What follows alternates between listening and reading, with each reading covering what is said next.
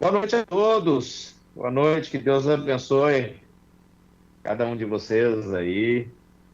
Estamos aqui conforme programados para a nossa live muito especial, que é Unidos Cast, né? Hoje muito especial com o nosso convidado, pastor Joaquim de Andrade. Eu, eu vou chamá-lo de apologeta, um defensor da fé cristã e já aí há longo tempo, né, ele que tem defendido cristianismo, ele tem defendido a fé cristã. Às vezes a gente fala defender o cristianismo é diferente de defender a fé cristã. Eu creio que defender o que Cristo pregou, não sei se há a necessidade, mas a fé cristã já é uma defesa daquilo que deve ser divulgado, pregado, evangelizado pelo homem, né? E eu gostaria de trazer aqui alguns versículos e depois uma oração. E então nós estaremos conhecendo melhor aí quem é pastor Joaquim de Andrade, ele vai dizer de onde é. E é uma satisfação tê-los conosco aí no nosso canal, Unidos em Cristo. Creio que o irmão Wilson, que foi aquele que fez a ponte, né, entre nós e o pastor Joaquim de Andrade. Um abraço, irmão Wilson, irmã Ana, vocês aí do canal Desmistificando Brana. Um abraço a vocês. Eu já quero notificar a vocês todos aí que dia 23, próxima terça-feira, estaremos numa live no canal Desmistificando Brana, junto com a irmã Ana, irmão Wilson e demais irmãos ali, pastor Paulo, Sérgio, né? E convido todos a participarem às 19 horas e 30 minutos da próxima terça-feira, dia 23. E eu gostaria de ler aqui em 1 Pedro, capítulo 3, verso 13. Quem há de maltratá-los, se vocês forem zelosos na prática do bem? Todavia, mesmo que venham a sofrer porque praticam a justiça, vocês serão felizes. Não temam aquilo que eles temem. Não fiquem amedrontados. Antes, santifiquem Cristo como Senhor em seu coração. Estejam sempre preparados para responder a qualquer pessoa que lhes pedir a razão da esperança que há em vocês. Contudo, façam isso com mansidão e respeito, conservando boa consciência, de forma que os que falam maldosamente contra o bom procedimento de vocês, porque estão em Cristo, fiquem envergonhados de suas calúnias. Pai Celestial, nosso bom Deus, é com gratidão que nesta noite recebemos pastor Joaquim de Andrade em nossa live, em nosso momento de aprendizado. Agradeço pela vida do irmão Michael aí na técnica e cada um de vocês pela internet. E possamos ser preenchidos, ajudados, e possamos mais uma vez crescer na fé cristã e, sem dúvida, sabermos, estarmos preparados para responder a qualquer pessoa que pedir-nos. Qual a razão da esperança? Qual a razão da fé que há em vocês? É isso que é o nosso objetivo nesta noite e pedimos que ele seja cumprido em nome do Senhor Jesus Cristo. Amém, Senhor. Amém. Muito bom. Cumprimentamos a todos aí no nosso canal, Unidos em Cristo, Pastor Júnior Fialho, e eu creio que demais canais aí, né, que o pastor Joaquim possa apresentar. Pastor Joaquim de Andrade, seu boa noite, vamos conhecê-lo melhor. Para aqueles que não conhecem, se apresente aí de onde o senhor é e aquilo que realmente o senhor tem feito por último como missionário, como evangelista, como pastor. Boa noite a todos, é um prazer estar aqui com vocês, pastor Júnior Fialho, também nosso irmão, né, Michael Douglas. Obrigado pelo convite, obrigado a todos aqueles que estão nos assistindo, tenho certeza que vai ser muito interessante. Então, eu sou pastor há 33 anos, trabalhei durante 13 anos no ICP, Instituto Cristão de Pesquisas, praticamente um dos fundadores do ICP, depois montamos a AGIR, Agência de Informações Religiosas, trabalhei mais 9 na AGIR, e aí Deus nos orientou para começarmos o nosso ministério, que é o CREA. CREA, Centro Religioso de Estudos e Informações Apologéticas. Então eu trabalho com apologética aproximadamente há 40 anos. Tempo integral na apologética. Eu tenho aqui essa biblioteca, né? Ela vai para lá, enfim, tem muitos, do outro lado, tem muitos livros aqui, já li bastante, dei aula em diversos seminários, ainda sou professor, sou um dos coordenadores dos polos do SBL. Então eu coordeno o polo do Seminário Batista Livre aqui em São Miguel Paulista. Sou professor também em diversos seminários teológicos. Então, pela misericórdia de Deus, já estive em 32 países, agora em agosto vou completar o 33º país, indo para Angola.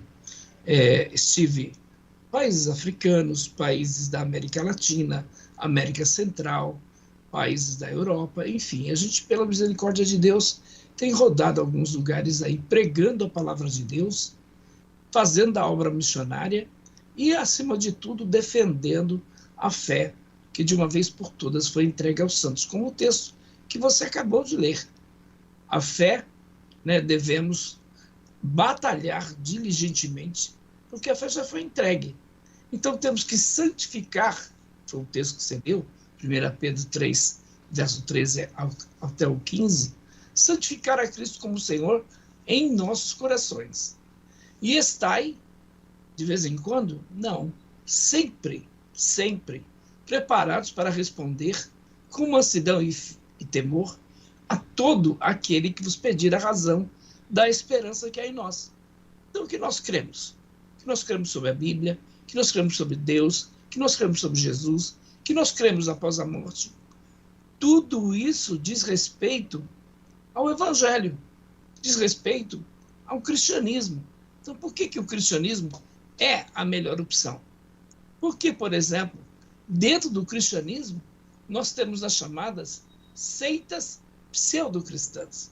Então, você tem o Adventista do Sétimo Dia, você tem o Tabernáculo da Fé, você tem a Igreja de Jesus Cristo, do Santo dos Últimos Dias, você tem a Igreja Voz da Verdade, você tem a Igreja Pentecostal Unida do Brasil.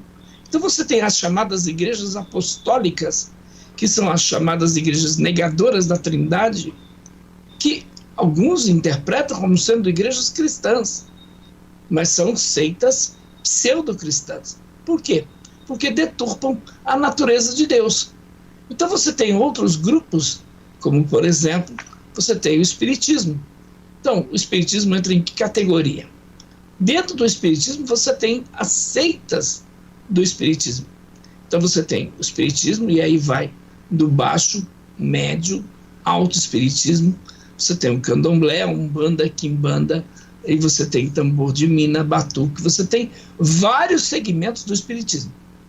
Aí você tem o Espiritismo científico, né, racionalista, como é o caso da cultura do racionalismo cristão, como é o caso, por exemplo, do próprio kardecismo, e aí vai. São inúmeros os movimentos que nós podemos aqui abordar. Então você tem as religiões não cristãs, como é o caso do budismo, hinduísmo, islamismo, shintoísmo, confucionismo, e aí vai. Então estas religiões têm também as suas seitas. Por exemplo, o hinduísmo. Aí você tem o movimento Hare Krishna. O islamismo, você tem, por exemplo, a nação branca do Islã.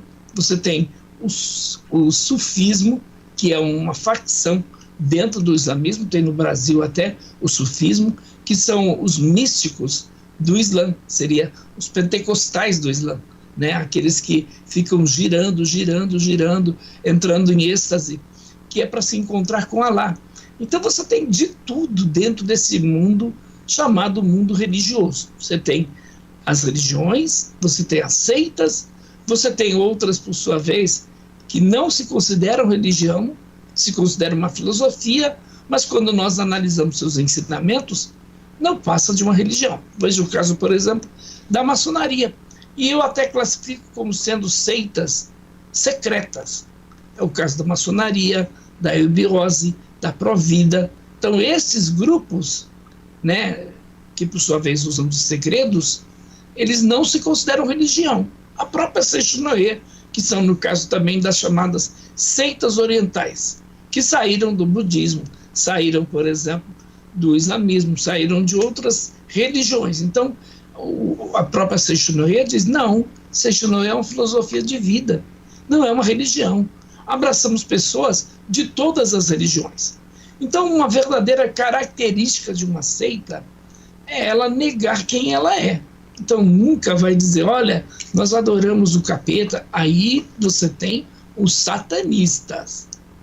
Mas dentro das chamadas igrejas cristãs, ninguém vai dizer, eu estou fazendo a vontade do diabo, porque ele acredita que está fazendo a vontade de quem? Um membro do Tabernáculo da Fé, um membro da Testemunha de Jeová, um membro do Adventismo, um membro do Mormonismo. Ele vai acreditar que está fazendo a vontade de Deus. Quando nós analisamos seus ensinamentos à luz das Escrituras Sagradas, em nada. Então, eu sou esse pesquisador. Vai para 40 anos agora que eu trabalho com pesquisa no campo da religião, trabalho com outras áreas, como missões, escatologia, teologia sistemática, e aí vai, né? Então, a gente tem um leque amplo de atuação, né? A maioria das pessoas conhecem o pastor Joaquim de Andrade como apenas aquele que defende a fé, aquele da apologética. Não, mas eu tenho outro viés, né, que é o viés da evangelização, que é o viés de missões, que é o viés de obras sociais. Então é muito amplo o trabalho do pastor Joaquim de Andrade. Eu moro aqui em São Miguel Paulista, estou aqui, né, sou pastor na Igreja Batista Ágape. Nossa igreja é uma igreja batista, não somos tradicionais, não somos pentecostais, não somos neopentecostais, não somos calvinistas, não somos arminianos, somos bíblicos. Então, a Igreja Batista Ágape é uma igreja que, acima de tudo, quer fazer a vontade de Deus e segue a Bíblia Sagrada. Cada dia mais a gente está procurando seguir os ensinamentos do Senhor Jesus. Não é uma igreja perfeita, porque eu faço parte dela, e as pessoas que estão comigo também não são perfeitas. Então, é uma igreja que quer agradar a Deus, que quer fazer a vontade de Deus. Estamos aí com a igreja agora, no mês de julho, no final do mês, no dia 26, 27, 28, completando 18 anos de Igreja Batista Ágape, aqui em São Miguel Paulista. Então, estamos aqui na rua Caraipé das Águas, 390, Jardim dos Ipês. Nossos cultos são quarta-feira, às quartas, às 20 horas, e aí temos o ensinamento apologético. Por exemplo, agora eu estou falando sobre todas as quartas, o catolicismo romano à luz da Bíblia Sagrada. E aí temos o culto da família, todos os domingos, às 18 horas. Então, a nossa quarta apologética, que acontece todas as quartas, a partir das 20 horas, e temos o domingo da família, a partir das 18 horas. Sou casado com a Sônia, tenho 4 filhos, eu tenho a Sheila, eu tenho o Israel, a Larissa e a Giovana. Eu tenho 3 netos, que é a Sara, que tem 13 anos, o Pedro, que tem 10, e o Noah, que tem 2 meses, vai fazer 2 meses agora. Então, sou um vovô fresquinho, né? Tem aí o meu netinho Noah, que vai fazer 2 meses. Esse sou eu. O Wilson, lá de Uberlândia, nosso abraço. Ele nos fez essa ponte, né? Primeiro entrou em contato com o pastor Joaquim, e eu creio que se o pastor Joaquim der essa oportunidade, ele falou de vários pontos de religiões cristãs, não religião, seitas dentro das religiões, que é aquilo que nega aquilo que se prega, né? Ou nem prega, mas nega aquilo que se diz crer, né? Então, é o conceito que ele trouxe para a gente, acabou de trazer, de seitas, né? E ele citou já algumas, e eu acredito que se tem alguém nos assistindo que faz parte de uma destas igrejas, né, ou destas denominações, e não se chateie, simplesmente ouça, analise, absorva, A Bíblia fala, né, examinai tudo, retende o bem. Então é o que o apóstolo Pedro disse, não vamos ser indecorosos, nós não vamos ser desrespeitosos, mas é como o pastor Joaquim de Andrade acaba de dizer, a defesa da fé cristã é necessária para evitar que um pula-pula, um gira-gira, um roda-roda, um derrama-óleo aqui, um joga-água ali, e isso não venha seduzir as pessoas dizendo ser o Evangelho de Cristo. Então, qual que é o objetivo de um apologeta? De alguém que, como o pastor Joaquim de Andrade, se coloca diante de uma biblioteca com centenas ou até milhares de livros, disposto a ler, a procurar, ninguém nasce sabendo, disposto a ler, a procurar ajuda, né? Porque se ele procurou ajuda é porque em algum momento da vida ele olhou para algo e disse, isso não está certo. O mesmo aconteceu conosco. Em algum momento de nossas vidas, da minha, do Michael, do Wilson e de todos os outros que estão participando conosco, em algum momento da vida olhamos para algo que estava acontecendo sobre uma plataforma chamada de um púlpito cristão e a gente olhou para dentro e disse, tem alguma coisa errada. Então é por isso que nós estamos aqui hoje, em nossa trajetória aí de 3 anos, após sairmos, nos desligarmos do tabernáculo da fé. Primeiramente nos desligamos do tabernáculo, depois nos desligamos da mensagem.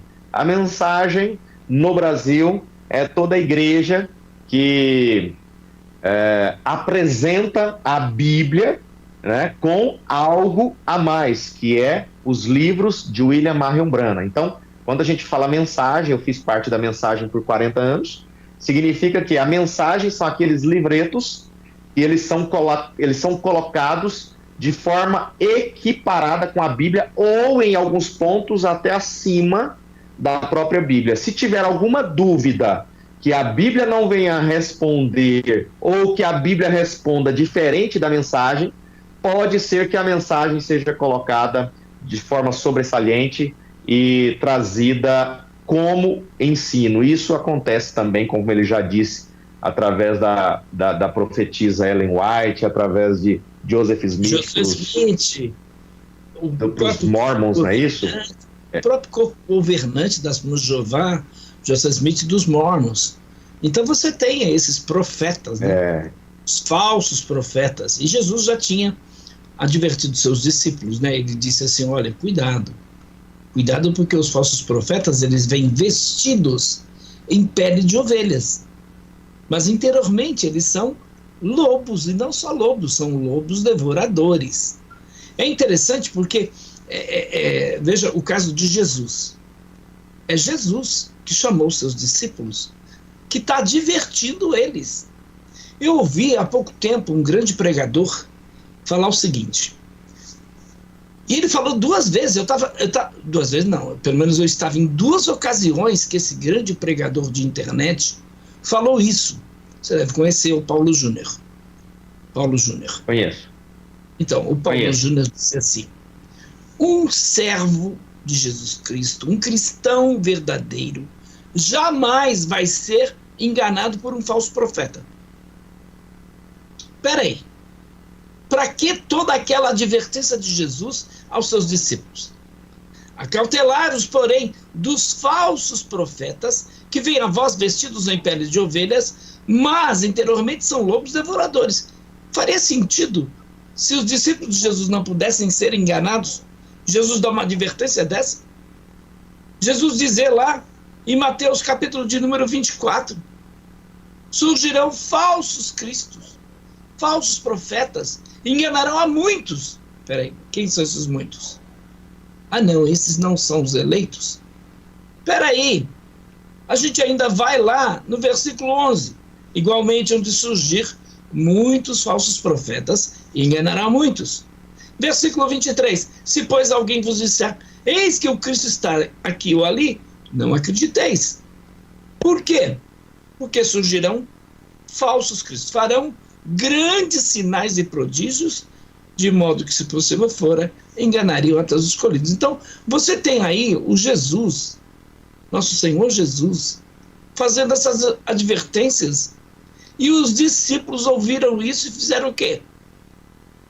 Também fizeram a advertência. Paulo gastou 70% dos seus escritos fazendo apologética, defendendo a fé, combatendo os erros. Ele disse: entrarão no meio de vós lobos cruéis que não pouparão rebanho, e muitos seguirão. Então veja, quando a Bíblia tem essas advertências, é fazer algum sentido. Não pode ser à toa todas essas advertências. Se uma pessoa não pode ser enganada, é idiotice, desculpa, é loucura. Então, logo, nós temos que acatar a advertência do Senhor Jesus, de Paulo e de todos os demais, porque eles estão falando sobre isso. Judas vai dizer lá no verso 3. Eu queria escrever uma carta para vocês, irmãos, falando sobre a salvação, mas eu senti a necessidade de escrever-vos e exortar-vos a batalhar diligentemente pela fé, que de uma vez por todas foi entregue aos santos. Então a fé já foi entregue. Peraí, nós não precisamos da mensagem, nós não precisamos dos livros de Ellen White, nós não precisamos dos livros de Joseph Smith, o livro de Mormon, nós não precisamos da Sentinela, da Despertai, não precisamos do Evangelho segundo o Espiritismo de Allan Kardec. Então nós já temos toda a verdade de Deus contida neste livro, que é a Bíblia Sagrada. Os céus e a terra vão passar, mas a palavra de Deus permanece para sempre. A palavra de William Branham, de Joseph Smith, de Ellen White, essa palavra cai, mas a palavra de Deus não. Não tem contradição, não tem erro. Ela se cumpre literalmente. Não é 90, não é 80, não é 70, é 100% de cumprimento. Por quê? Porque a Bíblia é a verdade. Então Jesus disse: santifica-os na verdade, a tua palavra é a verdade. E ele disse: vocês erram, porque vocês não conhecem as Escrituras, nem o poder de Deus. Infelizmente, a gente tem muita gente sendo enganada, pessoas que eram líderes de igrejas. Por que agora, por exemplo, está havendo um grande número de pastores evangélicos, presbiterianos, Assembleia de Deus e etc., estão voltando para a Igreja Católica? Eu estou abismado com isso. Né?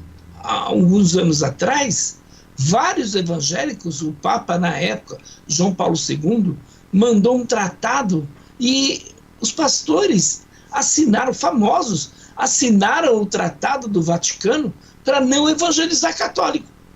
Por que não evangelizar católico? Porque católico também é cristão. Então, dentro desse conceito de que católico também é cristão, o diabo agradece o apoio que a gente está dando para ele. Por quê?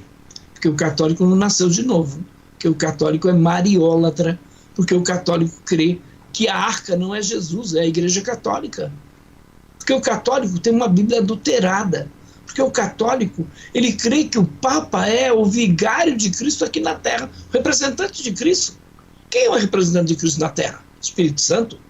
Então por que o Papa é chamado até por líderes evangélicos? Sua Santidade. Como é que o Papa pode ser chamado de Sua Santidade? Sumo Pontífice.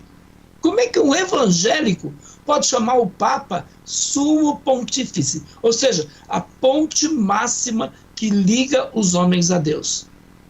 Então, quando eu ouço isso, pastor Júnior Fialho, eu fico indignado, eu fico revoltado. E por causa disso, por denunciar, né, esses pastores apoiando os líderes de seitas e as seitas, nós somos criticados, não recebemos o apoio, ninguém vai querer ofertar no nosso ministério. Veja, por exemplo, um irmão lá de Angola me ligou e disse: pastor Joaquim, como nós gostaríamos que o senhor viesse aqui ministrar no nosso país. Eu disse: meu irmão, vou com o maior prazer. Pastor, mas a gente não tem nem condições de pagar a tua passagem. Eu disse: meu irmão, Deus proverá. E graças a Deus, Júnior, já estou com a passagem paga. Não fiz assim, maravilha, 10 parcelas, não. Paga. Então Deus usou uma igreja e 2 irmãos, né? uma irmã e um irmão para me ajudar. Então, quem faz isso? É Deus. Agora, pastor Joaquim, se eu tivesse numa dessas igrejas aí, se o senhor tivesse numa dessas igrejas aí, que está falando o que o povo quer ouvir, o senhor iria muito bem para a África, talvez até numa classe executiva, não numa classe econômica, classe executiva, né? Eu te pergunto, eu quero isso? Não, eu quero me gastar aí, né, no evangelho, eu quero pregar o evangelho, aonde Deus me chamar, eu vou. Agora, eu tenho apoio das igrejas evangélicas? Não, eu tenho apoio de homens e mulheres comprometidos com o reino de Deus, com o reino de Deus. Então, por isso, eu ainda tenho alguns desafios. Por exemplo, eu tenho que comprar um seguro viagem. Eu tenho, por exemplo, que agora, nesse exato momento, eu vou ter que pagar um valor para entrar no país e tem os gastos no país. Eu vou passar um mês fora, sem contar que eu vou passar um mês e vai vir a conta da água, a conta da luz, a prestação do carro. Como é que eu vou sobreviver? Te pergunto. Eu vivo pela fé. Se eu tivesse firmado nos homens, com toda certeza eu não estaria no ministério. Com toda certeza. Mas eu sei quem me chamou. Eu sei que... Que maravilha, pastor Joaquim. Entrando por essas águas aí que o senhor já, né, trouxe um pouco para a gente, o que o espiritismo pode causar no cristianismo? E responde uma coisa para a gente. Alguns espíritas dizem ser cristãos. Quando conversam numa mesa, numa família, numa festinha, falam, eu sou espírita, mas eu sou cristão como você, tenho a Bíblia como nosso código de ética, de conduta. Então, assim, traz para nós um pouquinho daquilo que o senhor compreendeu do espiritismo e o que o espiritismo pode causar dentro do evangelho de Cristo, do reino de Deus, e até prejudicar cristãos hoje que pensam estar adorando a Deus e às vezes não estão adorando a Deus e às vezes alguma entidade que não sabemos até quem é. Eu tive há 2 anos atrás na França. Foi uma oportunidade de Deus para minha vida estar ali na Europa. E eu, antes de conhecer a Torre Eiffel, eu quis conhecer o túmulo de Kardec. E fui lá e pisei no túmulo de Kardec. Fiz uma live no túmulo de Kardec. Então o senhor Léon Hippolyte Denisard de Rivail, que é o Allan Kardec, né, que recebeu esse espírito, né, que se identifica como Allan Kardec, é muito interessante a história dele. Então, uma pessoa muito inteligente, que tinha ouvido, né, desses fenômenos sobrenaturais, abraçado isso, pregado isso, mas as próprias irmãs Fox da Inglaterra, que daí de fato começou o chamado espiritismo moderno, então elas negaram isso. Mas o senhor Léon Hippolyte Denisard de Rivail já havia abraçado isso e propagado isso. E é interessante, né? Porque se você for na França e você perguntar onde é que tem um centro kardecista, é raríssimo. O espiritismo kardecista nasceu na França, mas lá não tem nem... Eu estava no cemitério, eu falei, poxa vida, acho que o túmulo mais visitado aqui é o túmulo de Kardec. Eu fiquei mais de 1 hora dentro do cemitério, exceto eu e a minha esposa, não vi mais ninguém. E vi muita gente, porque é um cemitério muito famoso. Lá estão músicos famosos, né, da França. Lá estão, por exemplo, pessoas famosíssimas. Estão lá enterrados nesse cemitério. E aí, está lá também o túmulo de Allan Kardec. Está lá, nascer, renascer e nascer de novo. Então, dentro desse conceito do kardecismo, da reencarnação, né, o espiritismo causa um mal muito grande. Por quê? Por que ele causa um mal muito grande? Pastor, você está falando isso, mas o espiritismo ajuda os pobres, faz tantas boas obras. É verdade. E aí a gente tem uma doutrina no espiritismo que agride a maior doutrina do cristianismo, que é o quê? A questão da justificação pela fé. Então veja que a reforma protestante, né? Martinho Lutero ficou revoltadíssimo. Mas quando ele leu O Justo Viverá pela Fé, ele se revoltou. E ele criou a chamada reforma. Ele culminou nele, não ele criou, culminou nele a chamada reforma protestante. Ele foi lá e pregou as suas 95 teses. Então, dentro disso, o que a gente observa? Você tem todos os tipos de espiritismo. E o brasileiro, ele tem uma influência muito forte no espiritismo. Por quê? Porque o Brasil, ele foi formado em cima de quem? Do negro. Antes, né? O índio estava aqui. E o índio praticava o quê? Pagelança, um tipo de espiritismo. Cria nos espíritos da floresta, cria nos poderes sobrenaturais da natureza, o vento, a água, o fogo, o ar. Então o índio estava lá, com essa ideia do espiritismo. E aí vem os europeus, os colonizadores, e eles trazem o quê?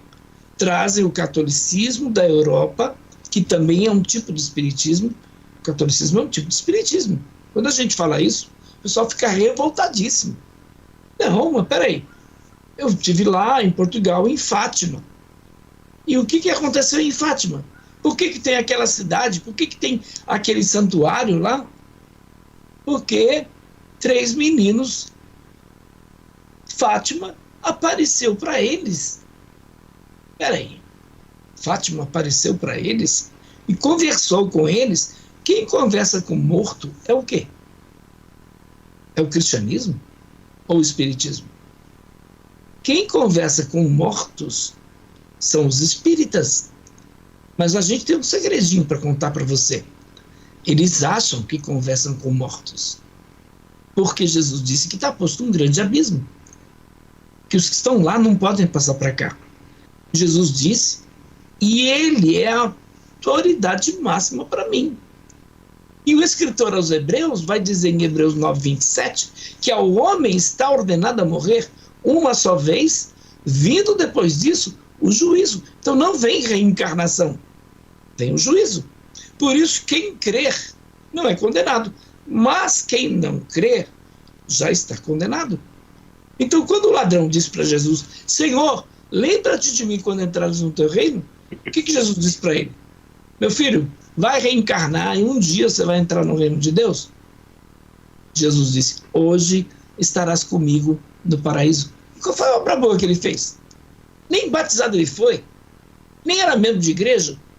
Então Jesus disse para ele, hoje estarás comigo no paraíso. E aí o apóstolo Paulo vai dizer aos irmãos na cidade de Éfeso, no capítulo 2 de Efésios, verso 8 a 10, porque pela graça sois salvos, por meio da fé. Isto não vem de vós, é dom de Deus. Não vem das obras, para que ninguém se glorie. Por quê? Porque somos feituras suas, criados em Cristo Jesus, para as boas obras, as quais Deus preparou de antemão para que andássemos nelas. Então o cristão verdadeiro tem que fazer boas obras para ser salvo? Não, de forma alguma. O cristão verdadeiro vai fazer boas obras porque ele é salvo, não para ser salvo. Então Deus nos abençoa, não porque a gente faz alguma coisa, aliás, só fazemos o que não devemos, né? Só fazemos erros. Infelizmente, o Paulo mesmo, o grande apóstolo Paulo, o bem que eu quero fazer eu não faço, mas o mal que eu não quero, esse eu faço. E ele disse, miserável homem que sou. Então isso é o cristianismo, isso é o espiritismo. Agora, você tem o baixo espiritismo, a Umbanda. E é interessante porque os católicos, quando eles, por sua vez, vieram aqui com os descobridores, trouxeram a feitiçaria e trouxeram também a idolatria. Por quê? Porque você tem o livro de São Cipriano, a Cruz de Caravaca. Esses livros de feitiçaria da Europa vieram por intermédio de quem? Dos portugueses, dos colonizadores, dos católicos.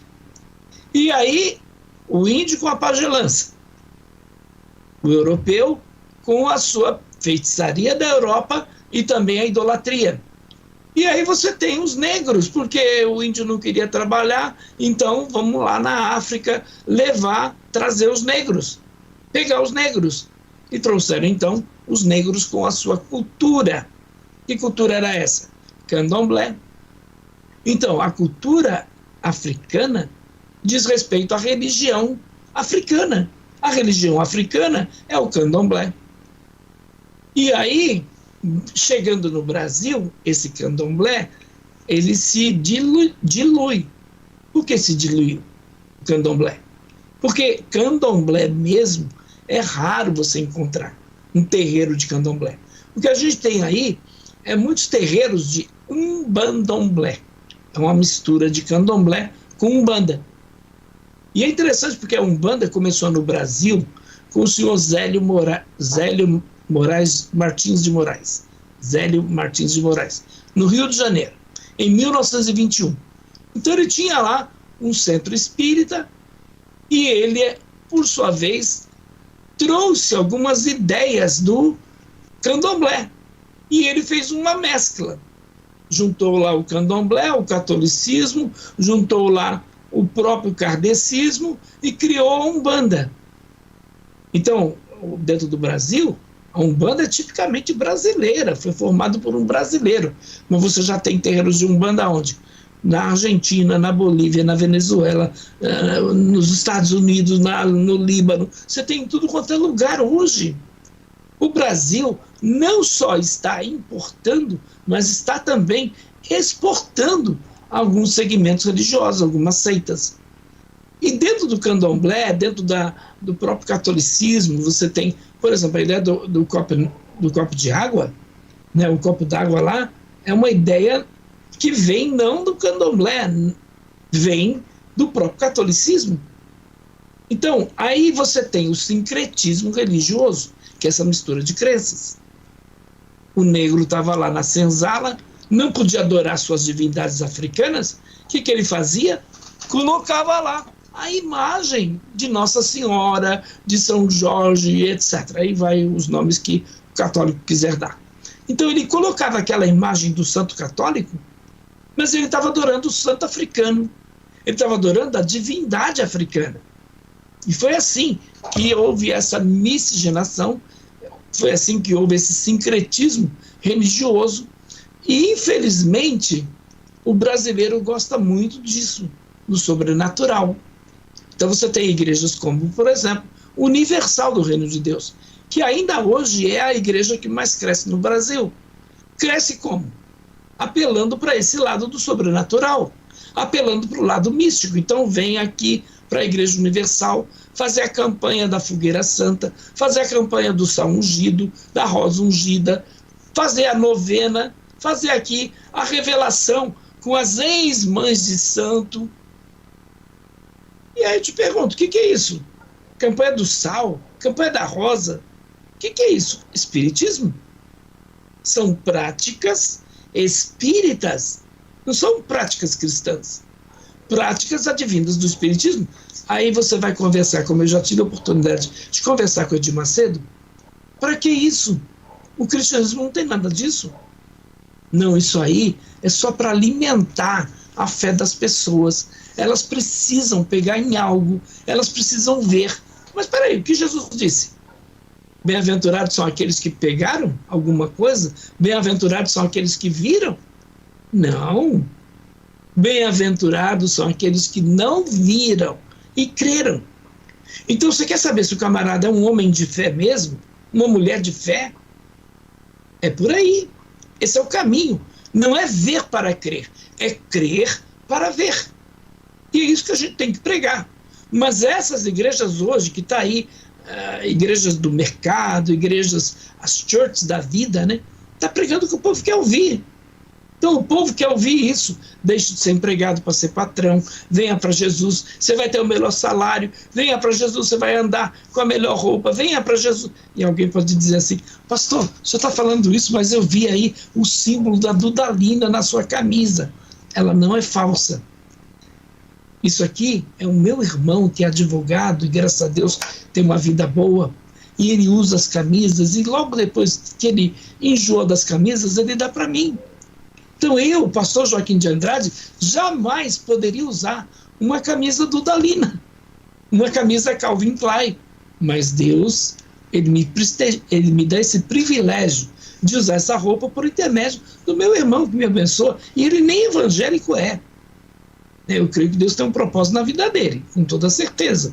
Mas ele não é católico, a esposa dele, muito católica, inclusive.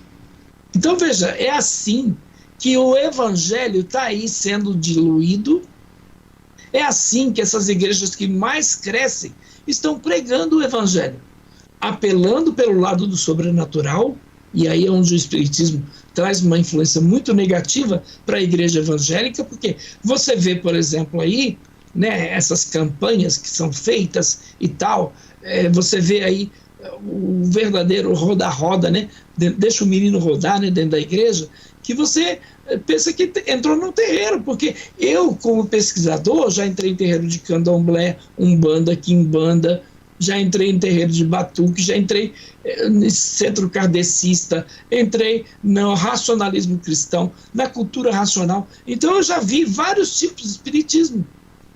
E é interessante porque as igrejas evangélicas estão aí hoje com a internet, com a propagação da internet, né?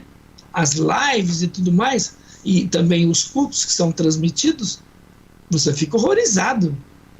Porque é um verdadeiro escândalo para o evangelho. As pessoas, elas associam, olha aí os loucos, olha aí os fanáticos, olha os evangélicos o que são. E nesse aspecto é que o espiritismo causa um mal muito grande para as igrejas evangélicas. Porque os pastores, por exemplo, e é interessante porque a maioria deles eram do candomblé, da umbanda, da quimbanda, vieram de lá. Aí montam suas igrejas e trazem, eles saíram da igreja, do terreiro, eles saíram do terreiro, mas o terreiro não saiu deles. Essa é a grande verdade, entendeu? Então eles trazem o quê? Muitas práticas e até doutrinas que não são da igreja cristã, que não são do cristianismo, são da umbanda, do candomblé, da quimbanda, são das religiões orientais, mas não do cristianismo. Desculpa, falei bastante, né? Pastor Joaquim, não, mas é isso mesmo, esse é o ponto que o nosso desejo é esse, que o senhor entre nesses pontos, que sejam eles delicados ou não, isso, o importante é falar, como Pedro disse, como Paulo disse, mais importa agradar a Deus do que aos homens, né? E Paulo diz que ele tinha que se importar mais com Deus, né? Ele tinha que agradar mais a Deus do que aos homens também. Pastor Joaquim, essa questão do espiritismo, e o senhor foi num ponto que esses pastores evangélicos hoje, a gente não pode generalizar, mas vamos dizer alguns pastores evangélicos que eles acabam trazendo até o testemunho, né? Fui liberto da umbanda, fui liberto do candomblé, fui liberto do espiritismo e hoje eu prego o evangelho do reino. E aí você assiste esses pastores e eles acabam levando ali para os púlpitos práticas que você fica sem compreender o que aquela pessoa está fazendo, amassando barro na frente de um púlpito, pegando água.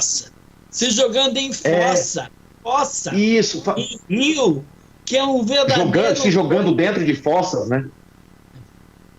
E você fica assim, o que está acontecendo? Então o senhor disse, já respondendo, porque essa é a pergunta de algumas pessoas, por que essas coisas estão acontecendo dentro do meio religioso, dentro do meio cristão?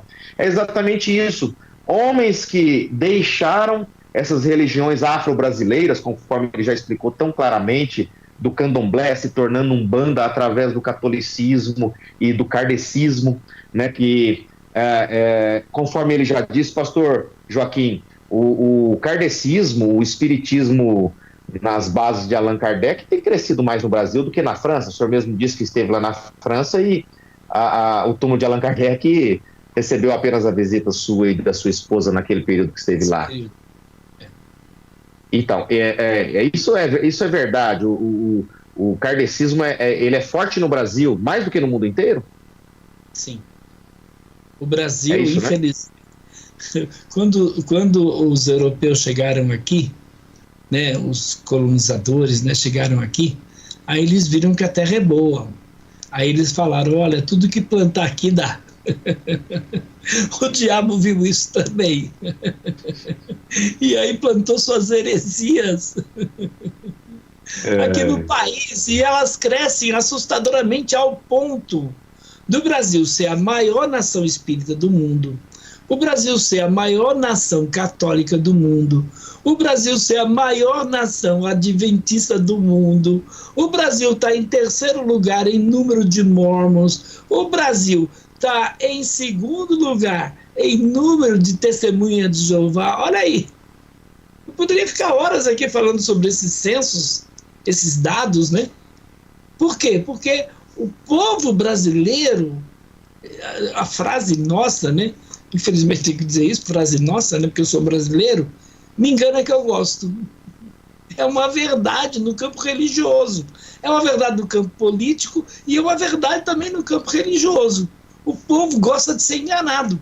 Então, se você está pregando o evangelho verdadeiro, se você está pregando o evangelho de arrependimento, o evangelho de negue-se a si mesmo, toma sua cruz e segue-me, você não vai atrair muitos fiéis. Sua igreja não vai crescer, mas se você traz um coach da vida, né, um Leonardo, um Tiago Brunet, David Leonardo, Tiago Brunet e outros, então a igreja vai crescer. Por quê?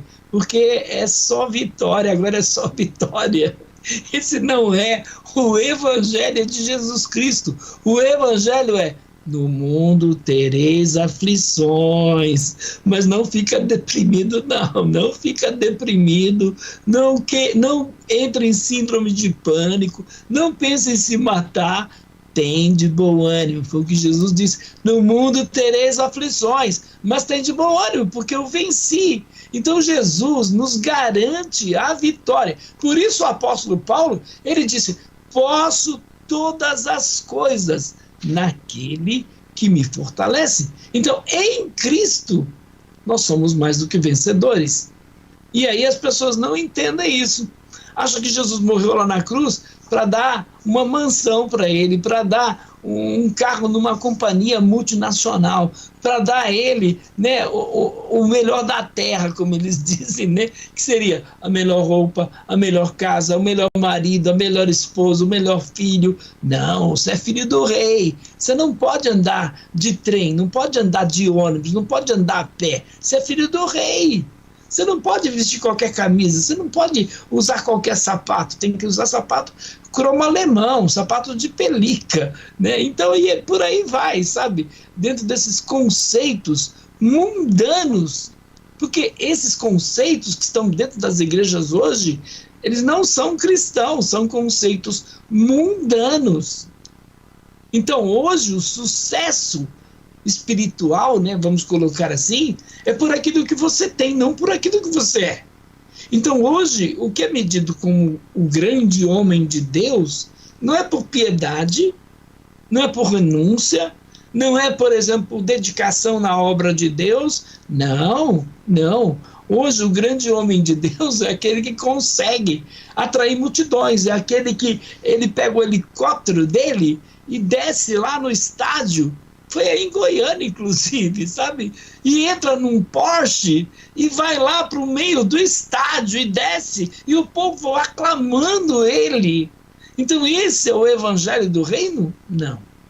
Esse é o evangelho de Mamon. Esse é o evangelho de Mamon.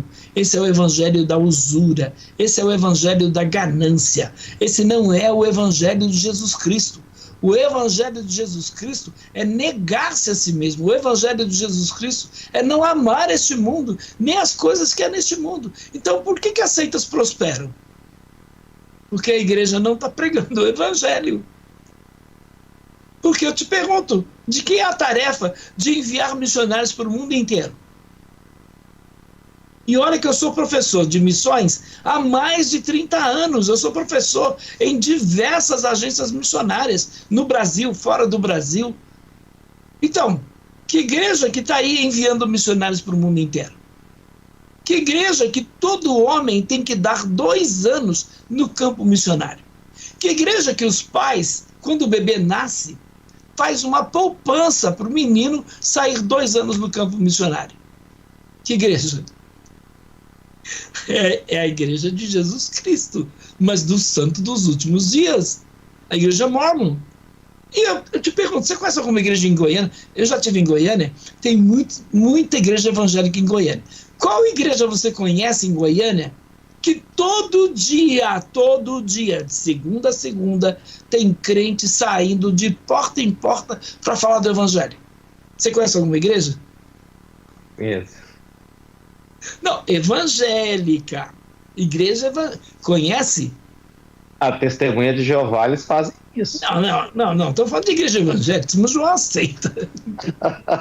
Que igreja evangélica que tem os melhores hospitais? Que igreja evangélica que tem os melhores colégios do mundo? Que igreja evangélica que tem o melhor arqueólogo do mundo? Que o curso desse arqueólogo tem 30 mil pessoas estudando a Bíblia e arqueologia com ele. Que igreja é essa? Então, o pastor Joaquim, de graça, tem a igreja evangélica deveria, né? A igreja evangélica deveria ter, né? Então, como que isso funcionaria? Já que a igreja evangélica deveria ter a melhor escola do mundo, o melhor hospital do mundo, meninos sendo formados para as missões, e como chegar a este ponto, né? Como chegar a este ponto se não incentivar os crentes, os cristãos, a pararem de só procurar ajuda e crescerem, que seja espiritualmente, financeiramente, para ajudar as pessoas, porque existe um estigma que crente tem que ser pobre e que só deve receber ajuda.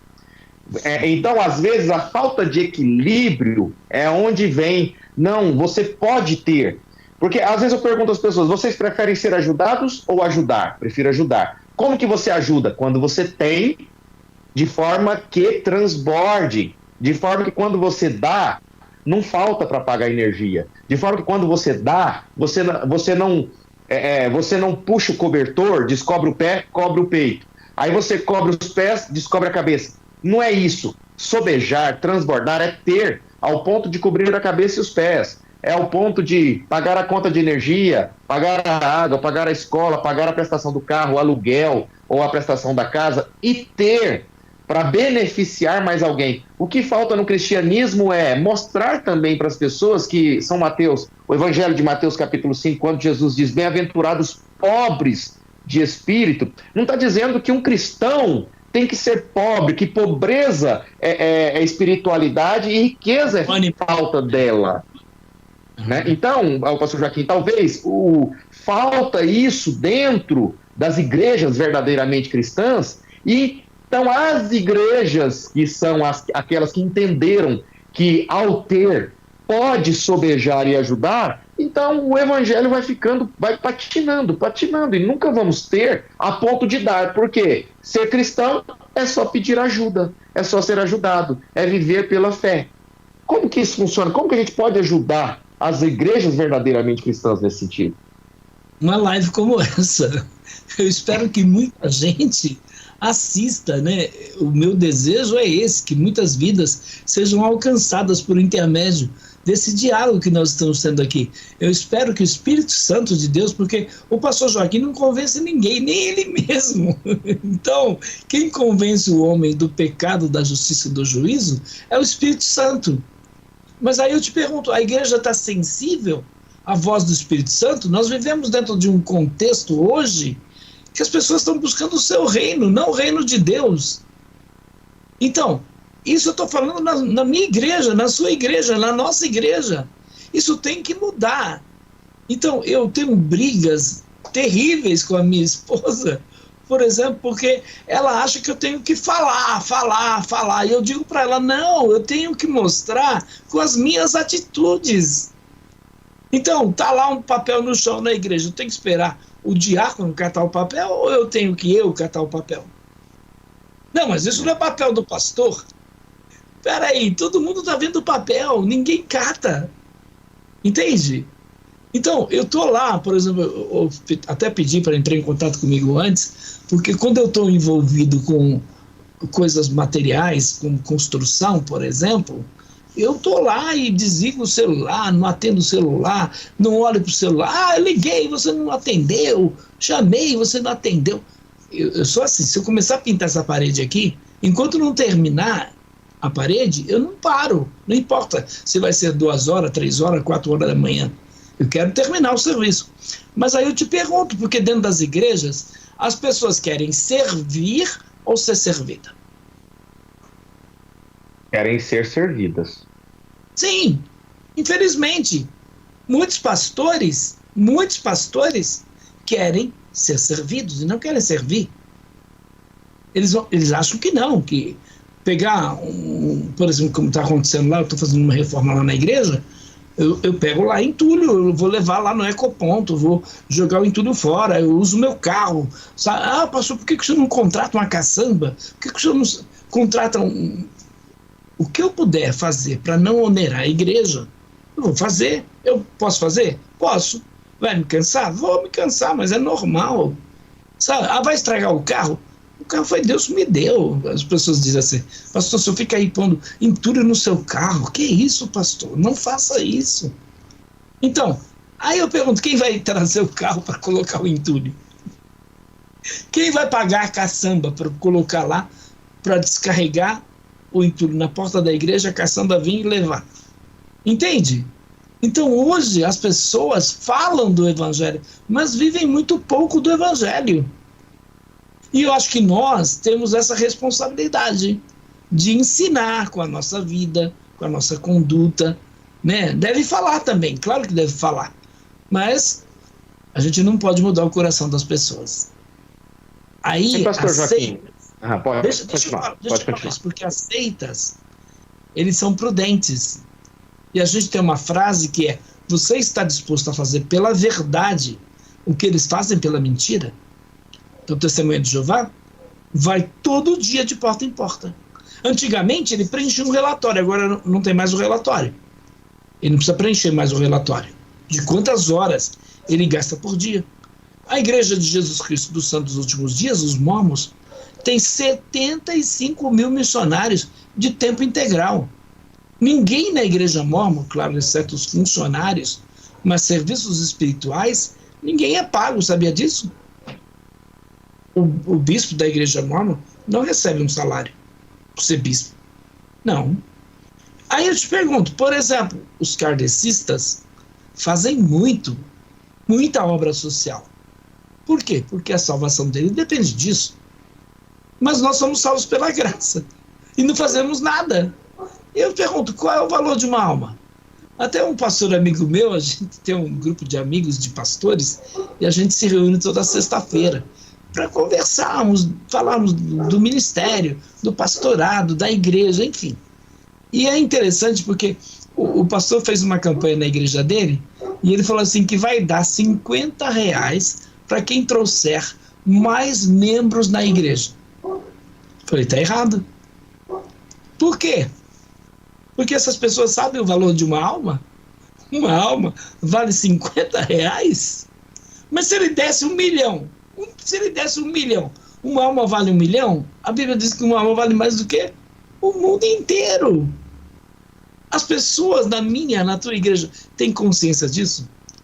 Quando você chama elas para evangelizarem, o que elas fazem? Elas estão lá para evangelizar? Então, assim, nós estamos vivendo uma situação muito complicada no que diz respeito ao evangelho.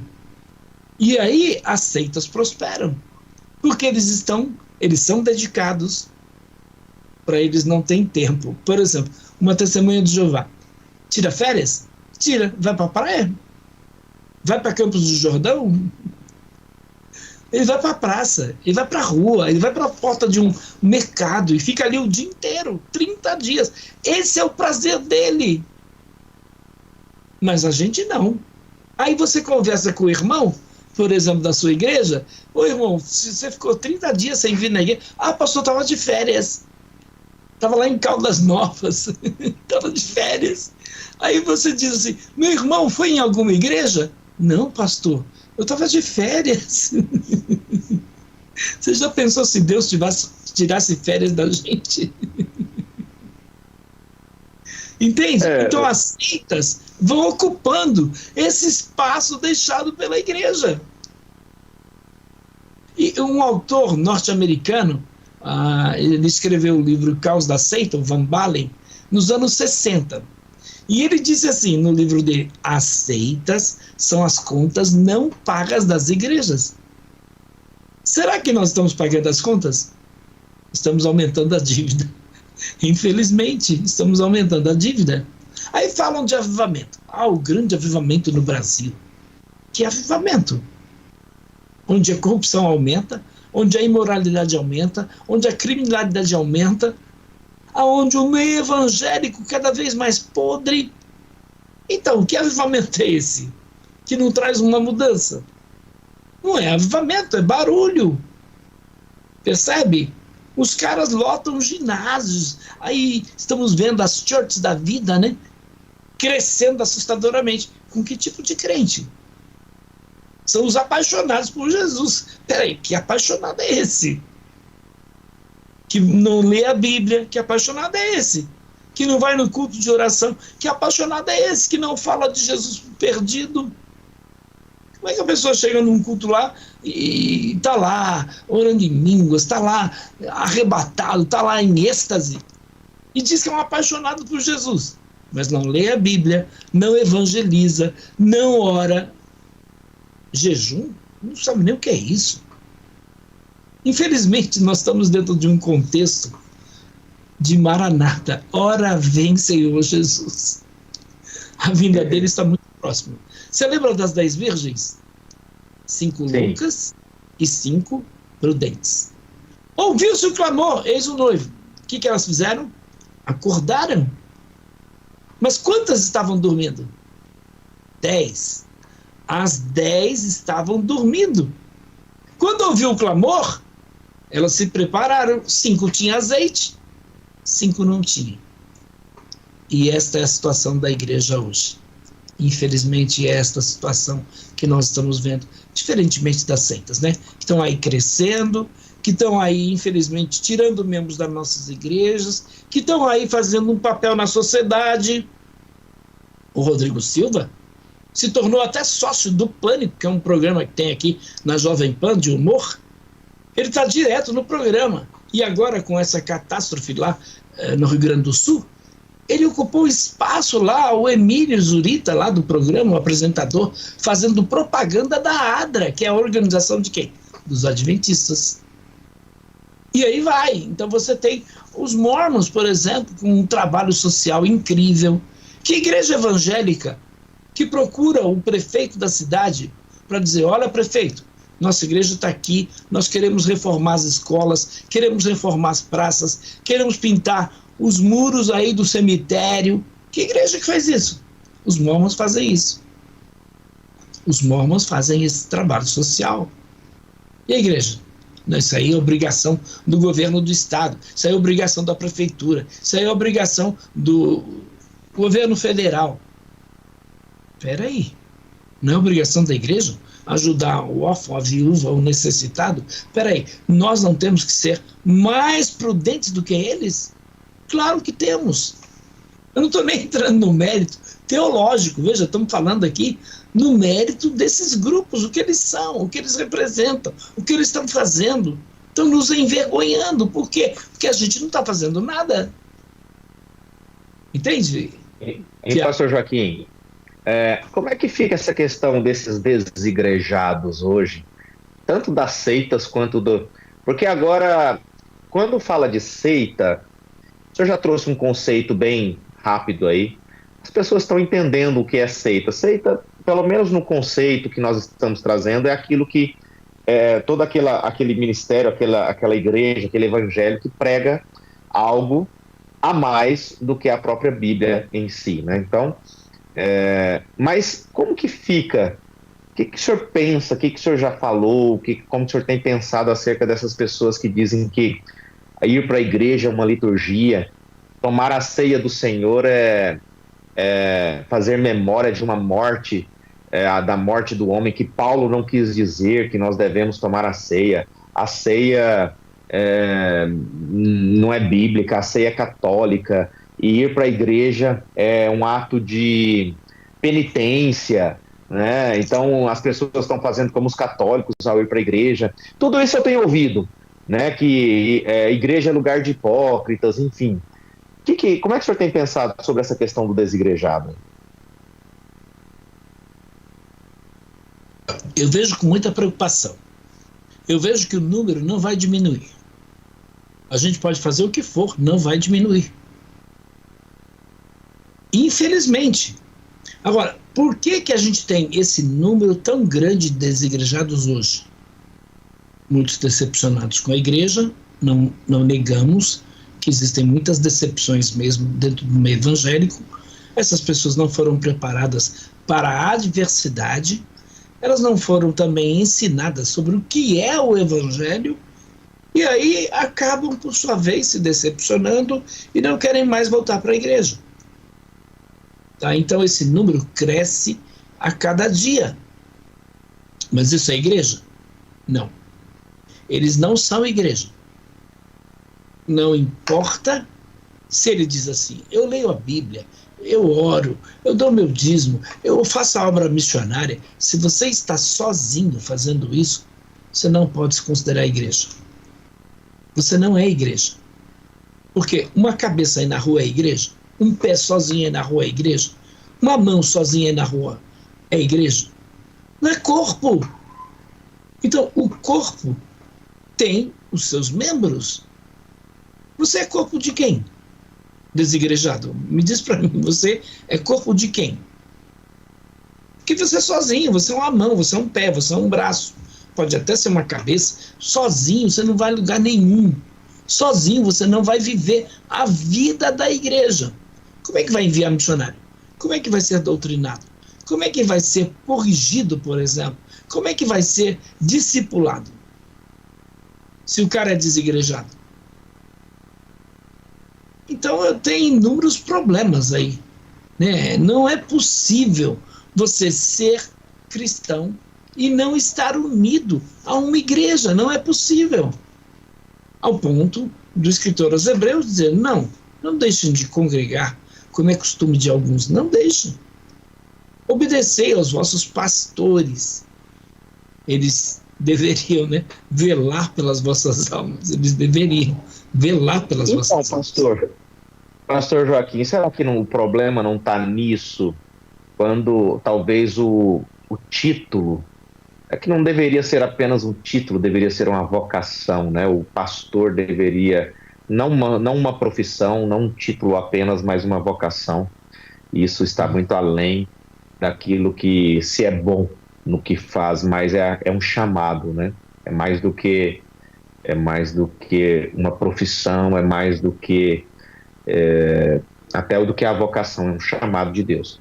Então, será que o problema não esteja nisso, em estes homens? Na mídia, cada semana ou cada mês, é uma manchete trágica de um pastor que se envolveu com pedofilia, de um pastor que se envolveu com adultério, em um pastor que se envolveu com a ganância, com a avareza, que se envolveu com problemas fiscais, com problemas financeiros, problemas morais. Então, isso vem acontecendo com frequência. E aí, o autor da carta aos Hebreus vem e diz: não deixem de congregar como alguns fizeram, e obedeçam aos seus pastores, os quais deveriam estar velando por vós, né? Então, aí as pessoas começam a ver, pastor Joaquim, um problema, que é o mal. Por que o mal está tão entrelaçado, tão enraizado dentro da igreja? E aí eu volto no espiritismo até na reencarnação. Será que essa tendência de aceitar o espiritismo e até a reencarnação não está naquela vontade, no desejo das pessoas entenderem o problema do mal e pensarem assim: quer saber? Esse negócio do homem morrer uma vez só, isso aí é muito injusto. Talvez, realmente, as pessoas vão morrer, reviver, nascer novamente, como disse Allan Kardec, né? Então, será que não tem aí esse viés da pergunta que as pessoas carregam em si? Por que tanta maldade, não só no mundo, mas dentro das igrejas? E aí acabam cedendo aos ensinos daqueles que se dizem cristãos, mas são espíritas, né? Conforme o senhor já disse. Allan Kardec diz: cristianismo e espiritismo ensinam a mesma coisa. Quantas pessoas na sua igreja, né, ou próxima da sua igreja, contribuem com a LBV, Legião da Boa Vontade? Legião de quê? Legião de Demônios da Boa Vontade, LBV. Que é espírita, kardecista roxa, ao ponto do Alziro Zarur, fundador da LBV, chamar Satanás de irmão. Satanás é irmão?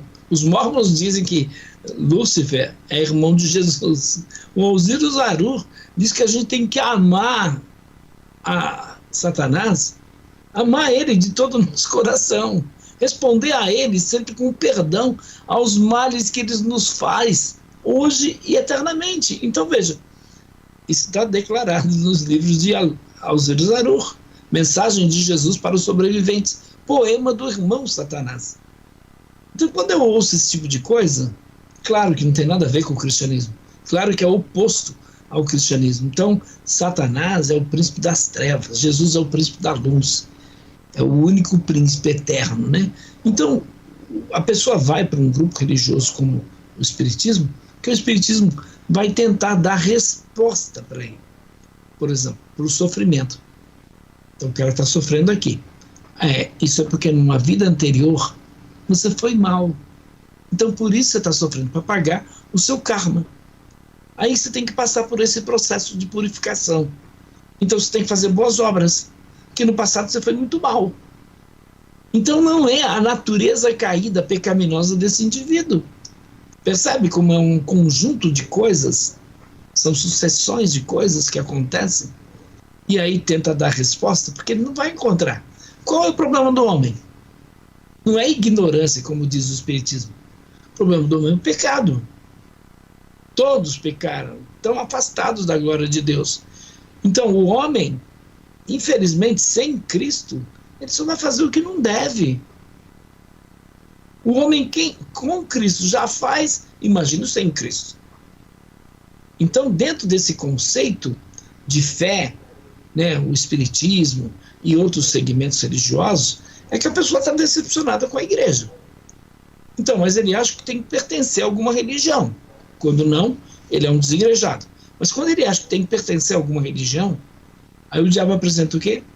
As de Jeová, os mormons, os adventistas.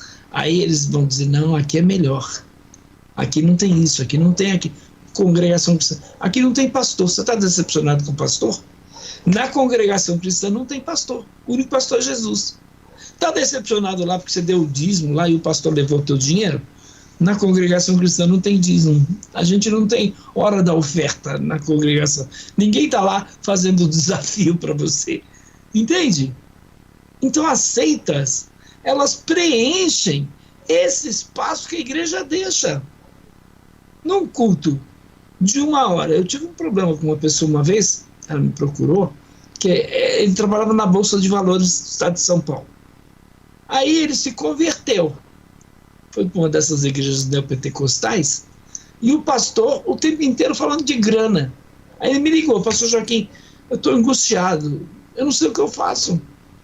Porque eu, no meu trabalho na semana, é só ouvindo de valores, de grana, grana, grana. E eu vou para a igreja para ter um refrigério para minha alma, chegar lá o pastor está falando do quê? Grana, grana, grana. Percebe que nós somos responsáveis por esse êxodo dentro das igrejas? Percebe que nós não estamos ensinando as pessoas a como crer no Evangelho? E qual é o Evangelho que de fato elas devem crer? Então, se você pregar a verdade, as pessoas vão sair da tua igreja. E aí? Então, a gente não pode ser contra o movimento LGBTQIA+. O evangelho não pode ser tão radical. E aí vem pastor e diz assim, vamos fazer uma abertura aí, vamos contextualizar, né, o evangelho, porque isso foi dito há 2000 anos atrás, há mais de 2000 anos. Então o evangelho tem que ter uma nova roupagem, o evangelho tem que ser adaptado dentro do contexto hoje. E aí, dentro do contexto hoje, você vai se apaixonar pelo Douglas. Entende? E aí, se você se apaixonar pelo Douglas, é normal, porque o contexto hoje diz que o importante é a tua felicidade. Você é feliz? Então, beleza. Agora, se está certo ou não, funciona, então isso é importante. Não é o que acontece dentro das igrejas? Não, isso aí traz um resultado tremendo. Adota isso na tua igreja e você vai ver como ela vai crescer. Isso veio da Coreia, isso veio do Japão, isso veio da China, isso fulano lá adotou, a igreja cresceu do dia para a noite. Aí a gente, com aquela ideia que a igreja tem que crescer, embarca nessas. Aí traz o G12, aí traz esses métodos, né, da igreja com propósito e etc.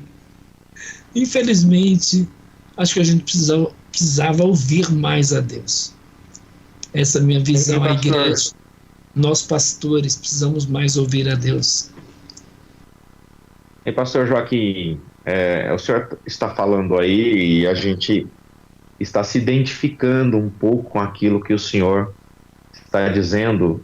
Hoje na nossa igreja a gente não tira oferta, né? Não falamos de dinheiro, não tocamos em dízimos, né? Hoje nós temos um grupo que é a Família Unidos em Cristo. Nós costumamos nos intitular de Família Unidos em Cristo, né? Pessoas que nos assistem à distância, que congregam conosco à distância através da internet. E quando o senhor fala acerca da disciplina das seitas, uma coisa que me preocupa. O senhor fala, o testemunho de Jeová tira férias e vai para a praça, né? Eles fazem uma poupança para... O evangelho tira férias e vai para... Então, a minha pergunta é: qual que é o problema de uma pessoa tirar umas férias de 10 dias, ir para um descanso, e de lá ela não quer ir a nenhuma igreja, mas às vezes de lá ela assiste os cultos da sua igreja, que hoje tem essa possibilidade pela internet, né?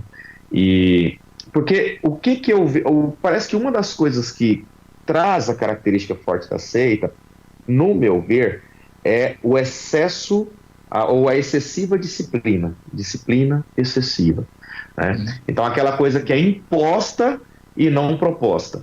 Então quando eu vejo muita imposição e aquilo sendo feito somente pela imposição, não por um propósito, né? Não por um propósito de vida, não por algo... Porque eu vivi a seita e eu conheço como é a disciplina da seita. Então, você acaba realmente se sujeitando aos comandos da liderança, enquanto que a liderança está pintando e bordando. Uhum. Entende? Enquanto os membros que estão tirando férias, indo para a praça, por exemplo, da Testemunha de Jeová, para distribuir o sentinela ali, a torre de vigia, então a liderança não. Então, por que, eu pergunto, pastor Joaquim... O governante está tomando do uísque mais caro. Porque, então, o evangelho não deveria ser algo mais assim, um cristão não deveria pensar assim, vou tirar as férias, vou para uma praia que seja um lugar que não seja tão mundano, tem como você procurar, e de lá... acordar de manhã, fazer uma caminhada na praia, se eu encontrar alguém, falar de Jesus. O evangelho não deveria ser assim, em vez de ser uma coisa imposta. Vai com a sua banquinha para a praça. Os mormons, direito a várias mulheres. Os adventistas, olha, 6 horas da tarde de sexta até 6 horas da tarde de sábado, você não pode fazer nada. Esses dias um colega conversando comigo falou assim, olha, eu vou fazer um teste com o adventista. eles dizem que não pode pagar nem receber no dia de sábado. E ele propôs fazer um Pix. Falou, olha, manda aí seu Pix para mim, que eu tenho um pagamento para te fazer. Ele falou, rapaz, eu assustei quão rápido ele me mandou a chave. Então, assim, gente, nós estamos brincando de ser cristãos, talvez o problema seja esse. Eu vejo, viu, pastor Joaquim, homens, às vezes em meios que nós pensávamos que não havia um cristianismo, mas a gente às vezes vê homens inseridos em ambientes como um jogador de futebol, e de repente, eu não sei se você já leu a história, ouviu a história daquele Mané, parece que é de Senegal, um homem Sim. que prega o que Jesus disse, ame a Deus acima de todas as coisas e ao próximo como a si mesmo. Ele prega mais isso do que pastores. Quando ele usa dos recursos que ele ganha no seu trabalho, que é de jogador, para ajudar a sua aldeia, ajudar as pessoas, assalariar as pessoas, construir escolas, construir hospitais. Então, o que eles... Aí alguém chegou nele e disse... Ele poderia ter um iPhone 15, mas ele disse, para quê? Isso. O meu funciona do mesmo jeito. Então, talvez o evangelho não deveria... Pastor Joaquim, nós, com esse pensamento que o senhor tem, com o pensamento que eu tenho hoje...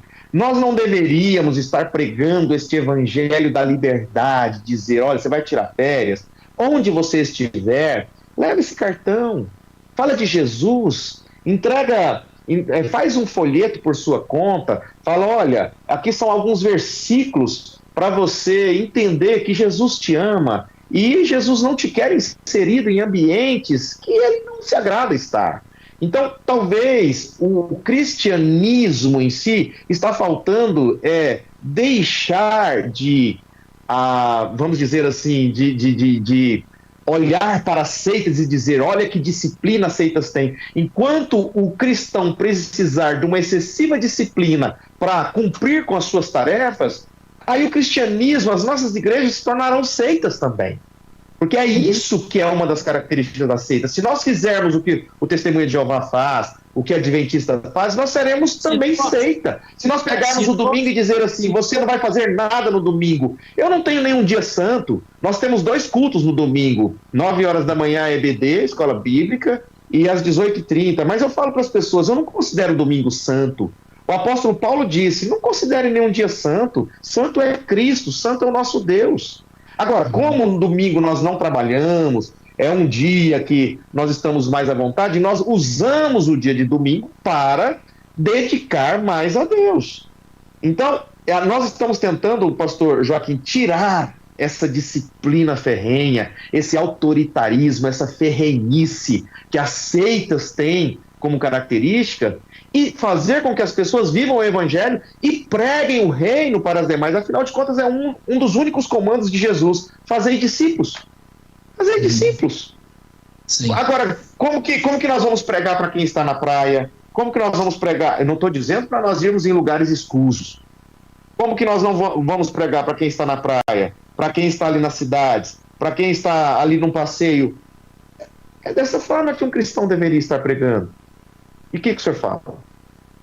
Então, eu digo o seguinte, né? Você tem que ser cristão não com as suas palavras, com as suas atitudes. E é interessante porque os puritanos tinham esse provérbio. Aquilo que você fala tão alto que eu não posso ouvir o que você diz. Então, eu tenho que ser cristão. Eu não posso dizer que eu sou cristão. Eu tenho que ser cristão. Porque quando eu digo que eu sou cristão, eu estou tentando me autoafirmar. Agora, quando as pessoas veem Cristo em mim, é outra história. E aí, eu como pastor, por exemplo, eu procuro, acima de tudo, com o meu exemplo, mostrar para eles o meu compromisso com Deus. Eu não sou perfeito, nunca ensinei isso na igreja. Mas eu digo para elas, sede meus imitadores como eu sou de Cristo. Foi o que Paulo disse. Que aquilo que a gente parece com Cristo, as pessoas devem imitar. Aquilo que a gente não parece, elas têm que evitar. Né? Agora, infelizmente, essa é a grande verdade. Muitos líderes religiosos, evangélicos, né? Ou seja, faço o que eu mando, mas não faço o que eu faço. Faço o que eu mando, mas não faço o que eu faço. Então aí você tem esse problema. Não, eu sou palavra final, você tem que obedecer e acabou. Aí você tem os coronéis dentro da igreja, os generais dentro da igreja, que é outro problema. Então as pessoas estão ali como verdadeiros soldadinhos de chumbo, onde o cara tem todo o trejeito, né, do pastor, onde você não sabe se é o pastor que está falando ou é o cara que está falando, porque a voz é igual. O cara imita na voz, o cara imita no gesto, o cara imita na postura, o cara imita em todos os sentidos. Perde completamente sua identidade. E o cristianismo não é isso. O cristianismo não é você perder a sua identidade. Na seita ele perde. Ao ponto do reverendo Moon falar assim, você não tem que pensar por você mesmo, eu sou o seu cérebro. Então as seitas formam verdadeiros soldadinhos de chumbo. Então o cara sai de férias e vai para a praça, por quê? Porque a organização ensinou que é melhor ele fazer isso. Vai perder o tempo dele lá na praia? Tem pouco tempo, o Armagedon está nas portas aí, das portas. Então o adventista também é a mesma coisa. Então por que o adventista cuida da saúde? Por que o adventista faz isso, faz aquilo outro? Porque a salvação dele depende das obras. Ele tem que ser fiel à igreja, porque é a mensagem dos 3 anjos, né? Mensagem angelical. E aí, dentro disso, as seitas acabam criando um sistema que eu nunca vou apoiar, não acho que é correto. Mas dentro das igrejas evangélicas, também a gente tem um outro lado da moeda. As pessoas podem fazer o que bem entendem. Está errado também, não é assim. Agora, eu vou obrigar as pessoas a fazerem o que elas devem fazer? Eu vou obrigar as pessoas a viver uma vida como Deus quer, porque eu estou pedindo para elas? Também não, está errado. Quem é de Deus é guiado pelo Espírito Santo de Deus. Então esse mesmo Espírito que fala comigo, tem que falar com eles. E aí eles têm que obedecer não a voz do pastor Joaquim, a voz do Espírito Santo. Porque é ele quem testifica. Percebe como são coisas bem distintas? Eu entendo que o exemplo vai falar muito mais alto. Então, se eu evangelizo, se eu sou dizimista, se eu, por exemplo, estou aí envolvido com a obra missionária, as pessoas que estão comigo, elas têm que estar. Isso tem que contagiar a vida das pessoas. Se não estiver contagiando, então tem problemas aí. Tem alguns problemas.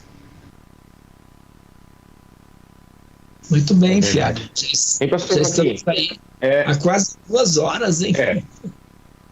Estamos já quase finalizando. Eu queria, para a gente não perder a nossa rota aqui, quando o senhor fala sobre as obras, né? A salvação por obras. E hoje é muito claro para a gente que a salvação, conforme o senhor já disse em Efésios 2:8, a salvação é pela graça, por meio da fé, não vem de vós, para que ninguém se glorie. Então é tão claro que fica parecendo até que tem um peguinha aí, né? Por que as pessoas não conseguem compreender que a salvação não é por obras, mas quando sou salvo, eu pratico as obras. O próprio apóstolo Tiago diz isso. Mostra a sua fé sem obras, que eu mostro a minha através das obras.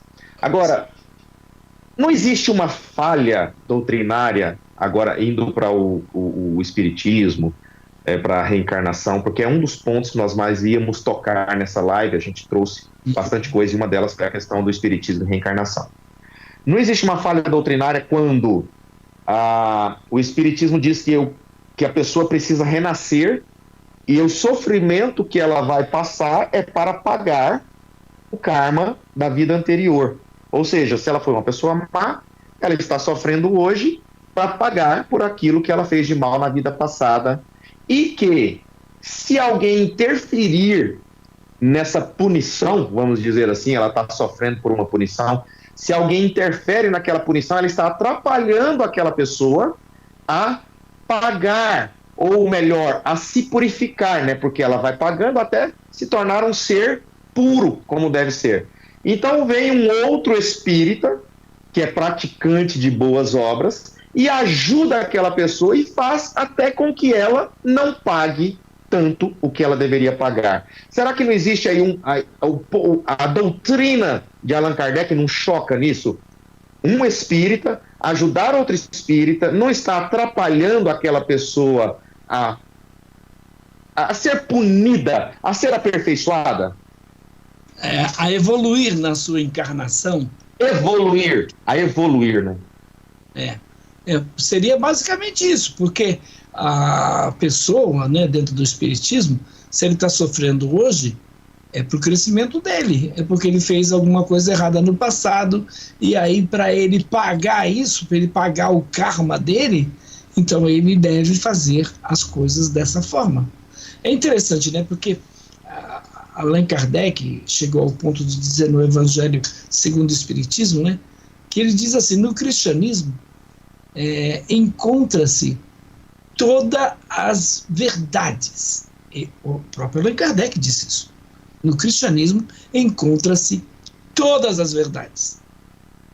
Isso está no Evangelho segundo o Espiritismo, item de número 5 do volume, acho que 6, se eu não me engano. Bom, a Bíblia foi e sempre vai ser a única regra de fé e prática para todos os cristãos. Então, Jesus Cristo, tido pelo kardecismo como uma segunda revelação, né, porque a primeira revelação, né, seria Moisés. Aí vem a segunda, que seria Jesus. E aí vem a terceira revelação. O que seria a terceira revelação? Segundo Allan Kardec, a terceira revelação é o próprio Espiritismo. Quando Jesus diz que iria enviar o Consolador, então esse Consolador, o Espiritismo, o Kardecismo, vai dizer que é ele o Consolador prometido por Jesus. Mas se a gente for pegar as Escrituras, Jesus disse assim, examinem a Bíblia, porque são elas que de mim testificam, né? Temos que examinar a Bíblia, porque é nela que nós vamos ter a vida eterna, não é nas boas obras. E é interessante porque na parábola do rico e do Lázaro, a gente vê o quê? Jesus, mais uma vez, demonstra a sua convicção nas Escrituras e ele fala lá da situação depois da morte. Então, o que a Bíblia diz sobre a reencarnação? Porque reencarnar é diferente de ressuscitar, de a pessoa ser regenerada, por exemplo. Então, o verbo reencarnar é reassumir o espírito à forma material, é tornar a encarnar, ao contrário da ressurreição, porque a ressurreição é o quê? É a volta do espírito no mesmo corpo. Enquanto que a reencarnação é o retorno do espírito no novo corpo. Ora, peraí, esse espírito vai reencarnar no novo corpo até alcançar a evolução, que nenhum espírita sabe quando vai ser isso. Então, a gente vai ver isso só como, de que forma? Na realidade, eles vão entender isso forçando as Escrituras, ao contrário daquilo que as Escrituras ensinam. Jesus, ele veio ao mundo uma vez só. E aí eu te pergunto, você já viu alguém aí, por exemplo, em Goiânia, que ele é a reencarnação de Lampião? Por que a gente não vê a reencarnação de Hitler? Quem conhece algum alemão que reencarnou em Hitler? Que recebeu o espírito de Hitler? Não são essas pessoas que mais precisam de purificação, que mais praticaram o mal? Mas a gente não vê. A gente vê o camarada diz que reencarnou em Beethoven, o outro diz que reencarnou em Einstein, outro diz que reencarnou, entendeu? Só essas figuras. Agora, na verdade, né, é uma exegese forçada que eles fazem das Escrituras. Porque eu já disse aqui, Hebreus 9:27, ao homem está ordenado a morrer uma só vez, vindo depois disso o juízo. Então, o sacrifício único de Cristo, ao morrer lá na cruz, é mais do que suficiente. É Ele que pode nos libertar dos pecados, nos conduzir a Deus, porque 1 Pedro 3,18 diz assim: pois também Cristo morreu uma única vez pelos pecados, o justo pelos injustos, para nos conduzir a Deus. Morto sim na carne, mas vivificado no Espírito. Agora, veja bem, todo o ensinamento bíblico é esse, que a gente só morre uma vez e que depois vem o juízo. Então, Jesus, ele não somente ressuscitou 3 dias após a sua morte, como ele incluiu a ressurreição entre seus milagres. Então, várias pessoas morreram e diversas passagens na Bíblia mostram pessoas morrendo e pessoas ressuscitando. Então, se não existe reencarnação, como é que um espírita pode ser salvo? Atos 16:31. Crê no Senhor Jesus Cristo e será salvo tu e a tua casa. Então a salvação é somente através de Cristo. Ele é o nosso Salvador. É incondicional. Nós só podemos obter a salvação mediante Jesus Cristo. Ele disse: eu sou a ressurreição e a vida. Quem crê em mim, ainda que morra, viverá. Eu sou o caminho, a verdade e a vida. Ninguém vem ao Pai, senão por mim. Então esses e outros textos combatem abertamente aí a doutrina da reencarnação ensinada pelo Espiritismo. Mas eu te pergunto, você que está nos assistindo agora, vai ficar com quem? Ah, mas espera aí, você pastor, é muito fanático, está ignorando, por exemplo, lá que o caso de Saul e a pitonisa de Endor. Que até eu já vi alguns comentaristas aí dizendo que quem apareceu de fato para Saul foi Samuel. Ora, peraí, por favor, não force o texto bíblico, porque o próprio texto é muito claro. Por que o texto é muito claro? O que a Bíblia diz sobre comunicação com os mortos? A gente precisa entender isso. A gente precisa compreender o que de fato as Escrituras ensinam sobre reencarnação, comunicação com os mortos, salvação pelas obras. Sim. Pastor Joaquim, guarda isso aí que o senhor está dizendo. Só para encerrar, nós vamos encerrar com isso aqui e o senhor vai trazer isso aí que o senhor ia começar agora. Nós fizemos parte do Tabernáculo da Fé, eu fiz parte por 40 anos. E o profeta que eles creem, que nós criamos, que é William Branham, né, o profeta do Tabernáculo da Fé, dizia que o espiritismo era a linha doutrinária mais próxima do cristianismo. Ele costumava de dizer isso, e os pastores do Tabernáculo da Fé dizem isso, que a linha mais próxima que existe do cristianismo é o espiritismo. E que esse William Branham, ele perdeu a sua esposa, a sua primeira esposa, em 1933, numa enchente, e ele a chama de volta. Depois dela morta, ele chama ela de volta e conversa com ela, e ela fala algumas coisas para ele, fala para ele se casar novamente, fala que ele precisa cuidar do filho deles. E no final desse diálogo entre ele e a esposa já morta, ele está num quarto escuro e ela dá uns tapinhas nas costas dele. Então, ela está morta. Só que ele tem essa êxtase. Só que o que me deixa assim é que ela dá uns tapinhas nas costas dele e se despede e vai embora. Então, a mensagem de William Branham, ela é repleta de lances dessa forma. Um dia a segunda esposa dele estava triste por causa da partida da mãe. Aí ele diz para ela assim: fulana, creio que é Meda, não fique triste, a sua mãe está sentada aí do seu lado, eu estou vendo ela. Deus. Então, assim, a mensagem de William Branham é carregada de espiritismo, de seres aparecendo no canto do quarto, aparecendo nas cavernas. Como que é isso? Para nós encerrarmos, já que o senhor tocou na pitonisa aí com Saul e na questão da conversa com os mortos, como que é isso para quem ainda crê nesta mensagem? Isso é bíblico?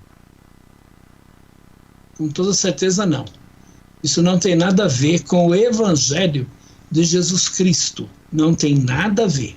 Então, até alguns dizem assim, mas se Deus proibiu a comunicação com os mortos é porque pode acontecer. Não.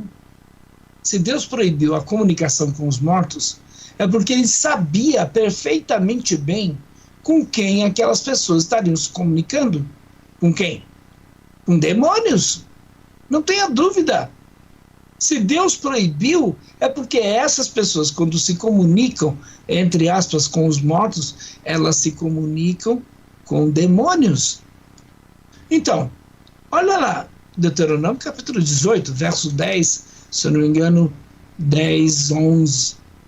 Não se achará entre ti, ou no meio de ti, né, como diz outra tradução, quem faça passar pelo fogo o seu filho ou a sua filha.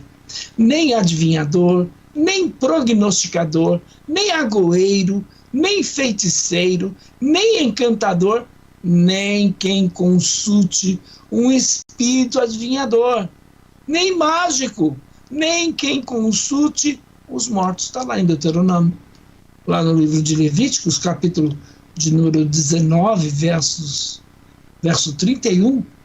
Não procurem ajuda dos que invocam espíritos dos mortos, dos que adivinham o futuro. Isso é pecado e fará que vocês fiquem impuros. Então, Levíticos 26, se alguém procurar a ajuda dos que invocam os espíritos dos mortos, dos que adivinham o futuro, eu ficarei contra essa pessoa. Por causa desse pecado, eu a expulsarei do meio do povo. Então, já está claro aí na Bíblia que a gente não pode tentar se comunicar com os mortos. Que qualquer pessoa que diz que se comunicou com os mortos, se comunicou com quem? Com demônios? Então, se Deus proibiu isso, é porque ele sabia que aquela pessoa, ela não estaria se comunicando com o pai, com a mãe, com o marido, com a esposa, que já faleceu. Ela estaria se comunicando com os demônios. Pastor, de novo, e o caso de Saul e a feiticeira? Eu defendo com unhas e dentes que quem apareceu ali foi um demônio, foi uma manifestação demoníaca. Então, em primeiro lugar, Saul perdera completamente a graça de Deus. A gente não pode esquecer disso. 1 Samuel 15, 23. Além disso, Deus não respondia para ele de forma alguma. Deus não falava com ele mais. 1 Samuel 28, 6. Então Deus, quando ele precisava se comunicar com o seu povo, tinha 3 maneiras que Deus fazia para se comunicar com o seu povo. Então era por sonhos, revelação pessoal, por Urim e Tumim, que seria revelação sacerdotal, e também a revelação por intermédio dos profetas. Por intermédio dos profetas, era uma revelação inspiracional. Então não se pode entender, né? O próprio Samuel, enquanto vivo, o que ele fez? Ele era um homem santo, ele era um homem poderoso, ele era um homem de Deus. Mas olha só, você tem dúvida que Samuel era um homem de Deus? Como é que a gente vai entender agora Samuel, depois de morto, obedecendo a uma pitonisa? Obedecendo não a Deus, mas obedecendo porque quem invocou foi Deus? Não, Deus não falava com Saul, nem por Urim, Tumim, profeta, nada, nada, nada. Agora, aquela mulher, uma macumbeira, uma feiticeira, vai lá e chama Samuel, e Samuel obedece a essa mulher? Não consigo entender isso, não consigo aceitar isso, porque essa era uma prática abominável a Deus. Pastor Joaquim, como que esse espírito, essa manifestação demoníaca sabia da morte de Saul? Muito simples. Porque, veja, ele não é onisciente. Você concorda comigo? Isso. Eu penso que não. A mãe de Ná, a famosa vidente brasileira, né? Bruxa brasileira. A mãe de Ná, ela não disse que o avião dos mamonas assassinos ia cair e caiu? Então, como ela é onisciente? Não. O diabo derrubou o avião deles. É simples.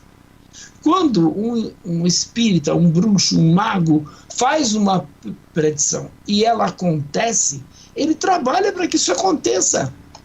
Então não podemos conceber a ideia de que Deus tenha proibido a feitiçaria, a consulta aos mortos, e depois ele próprio condenasse em permitir a feiticeira fazer de fato o espírito de Samuel voltar.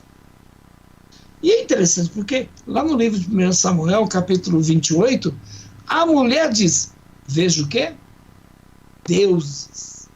Vejo deuses que sobem da terra. Quais eram? Só podia ser do inferno, né? Então o diabo pode se transfigurar em anjo de luz. Então, Lucas 16, 19 a 31, Jesus disse, está posto um grande abismo. Os mortos não se comunicam com os vivos.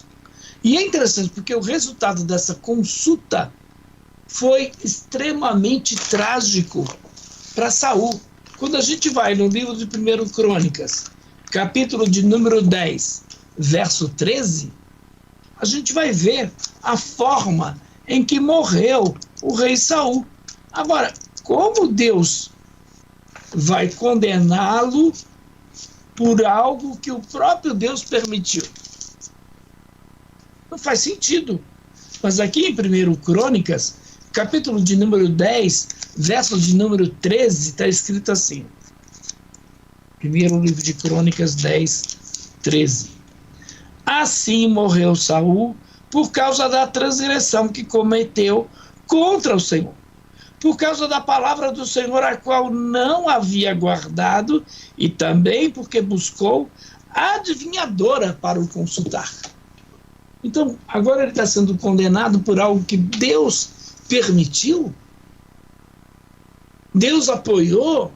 Não faz sentido. Então, dentro desse conceito, essas profecias do pseudo-Samuel não resistem ao exame. E a Bíblia diz que nenhuma das palavras de Samuel caiu por terra. Mas agora, esse Samuel que a pitonisa trouxe, né, as palavras dele caíram por terra, porque Saul não foi entregue nas mãos dos filisteus. Outra coisa, Saul se matou, a gente sabe muito bem disso. Então, ele veio parar na mão dos homens de Jabes, de Gileade. É o que a gente vê. Agora, o suposto Samuel disse assim, tu e teus filhos estareis comigo. 1 Samuel 28, 19. Não morreram todos os filhos de Saul, como, por exemplo, insinua a suposta profecia aí obscura. Ficaram vivos aí pelo menos 3 filhos de Saul. Isbosete, Amoni e Mefibosete. Então, apenas 3 morreram, mas 3 ficaram vivos. O texto de 1 Samuel 28, 19 diz lá, tu e teus filhos estareis comigo. Quando Samuel vivo, nenhuma palavra dele caiu por terra. Como é que a palavra agora está caindo por terra? Então eu tenho essas razões para defender que não foi Saul quem apareceu ali. Quem apareceu ali não foi Samuel, né? Não foi Samuel quem apareceu para Saul. Quem apareceu ali foi um demônio. Agora, mas a Bíblia, porque algumas pessoas comentam assim, não, mas a Bíblia diz lá, Samuel falou com Saul. Quem disse que Samuel falou com Saul? Mas a Bíblia não é inspirada por Deus? É, a Bíblia é inspirada por Deus. Mas então, o próprio Samuel está dizendo. Samuel está dizendo? Samuel já estava morto. Se a gente falar que Samuel disse que Saul falou com Samuel, ele já estava morto. É uma psicografia? Não. Não é uma psicografia. Então, alguém que estava lá na sessão provavelmente viu e relatou. Então, o relato é inspirado por Deus. Não quer dizer que o ato é inspirado por Deus. Então, quando, por exemplo, quando o diabo disse para Jesus, olha, está escrito, tu és filho de Deus. O diabo foi inspirado por Deus para falar isso? Não, mas Mateus foi inspirado por Deus para registrar isso. Entende a diferença? Essa é a diferença. Pastor Joaquim, diante disso aí, a psicografia seria, visto aos olhos do Senhor, uma mentira total, ou seria um acesso a esses demônios? De novo, eles não são oniscientes. Não, a psicografia seria uma mentira total quando a pessoa... mensagem recebida por intermédio da escrita. Então, o espírito... mas ele tem acesso realmente a alguma entidade, ou ali ele inventa aquilo, é um transe que ele entra? Ele tem acesso. A gente não pode se esquecer que o diabo tem, pelo menos, no mínimo, 6.000 anos de psicologia. 6.000 anos de antropologia. E aí vai. Então, dentro desse conhecimento que o diabo tem, e os demônios também têm conhecimento, então eles entram em contato entre si. Por exemplo, agora aqui. Você está aí na sua casa, eu estou na minha. Você acha que os demônios não estão aqui? Você acha que os demônios não estão aí? Ele está aí, ele anda com um leão, o diabo, e os demônios também. São agentes de Satanás.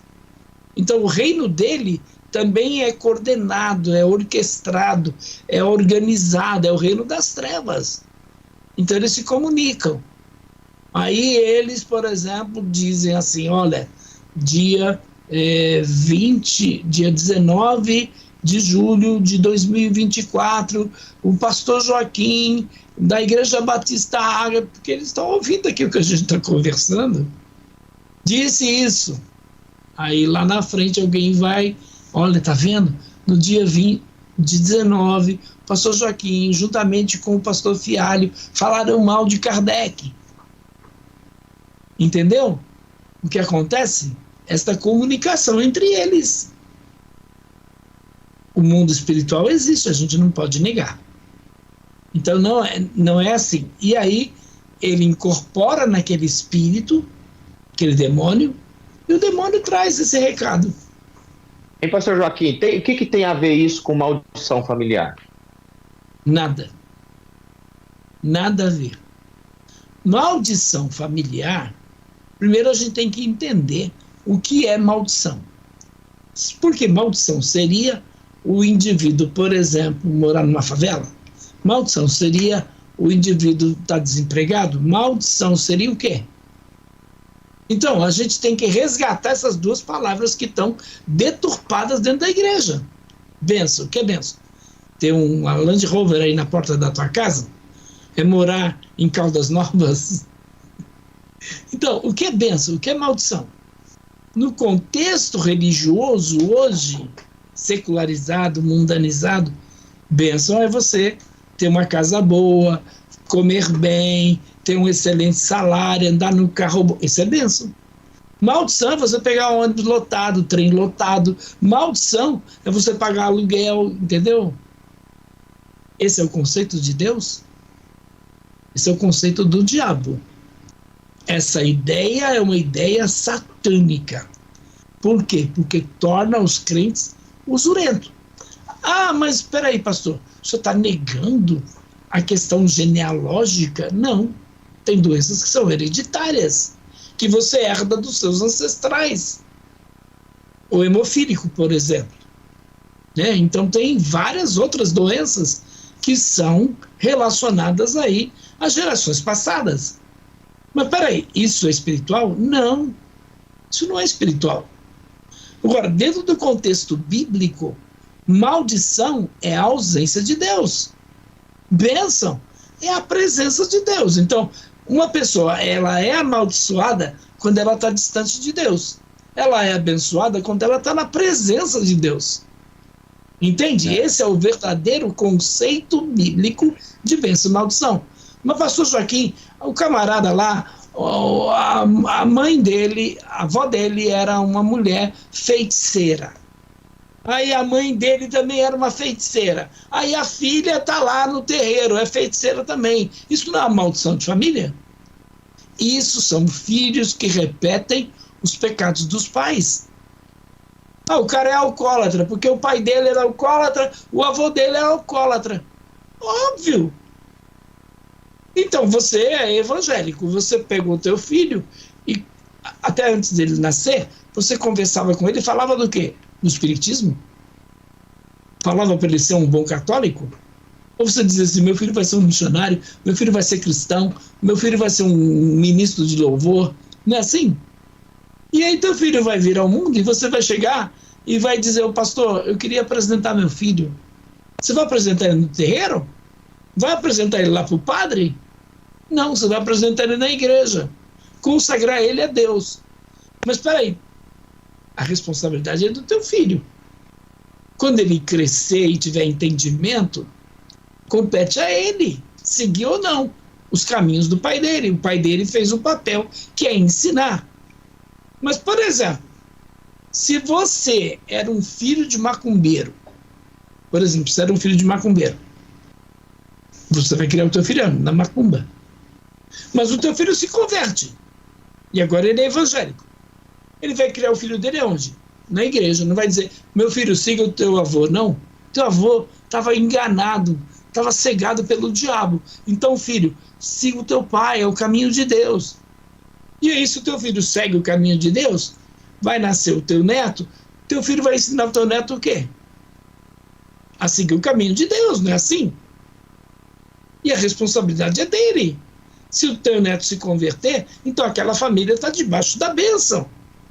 Mas se o teu neto disser, não, eu quero seguir o que o meu avô seguia, você é igual ao meu avô, você é macumbeiro, aí ele está debaixo de maldição. Então, por isso que Deus visita a iniquidade dos pais nos filhos até a terceira e quarta geração de quem? O texto é muito claro. Deus visita a iniquidade dos pais nos filhos até a terceira e quarta geração daqueles que me odeiam, daqueles que me aborrecem. O texto mais claro, mais próximo do texto literal é daqueles que me odeiam. Que cristão odeia Deus? Mas aí você tem o Robson Rodovalho, que começou em Goiânia, sei, acho que ele é de Goiânia, né? Robson Rodovalho, da Sala Nossa Terra. Então, ele foi um grande responsável pela propagação dessa heresia no meio evangélico. E eu fiz, inclusive, o primeiro seminário de quebra de maldição hereditária aqui em São Paulo, com ele, com a Neuza Tioca, com o Esteve Hernandes, Valnice Milhomas, essa turma toda. E aí eles estavam quebrando as maldições, dizendo assim, Senhor, perdoa, Senhor, os pecados do padre Anchieta, perdoa, Senhor, eu escravizei negros. Que história é essa de eu escravizei negros? Se houve a escravidão no Brasil, eu não sou culpado por isso. Você é culpado por isso? Eu tenho que pedir perdão pelos pecados dos meus antepassados? Não. Você não vê isso na Bíblia. A alma que pecar, essa morrerá. O filho não leva a culpa do pai, o pai não leva a culpa do filho. Então, logo eu sou responsável pelos meus pecados. Mas se eu quero seguir o meu pai no erro dele, então eu estou debaixo de maldição. E se eu quero, então, tomar uma decisão ao lado de Cristo e seguir o Evangelho, eu estou debaixo da bênção. E aí não importa se você mora numa favela ou se você mora em Alphaville. Porque bênção e maldição é maldição, ausência de Deus, e bênção, presença de Deus.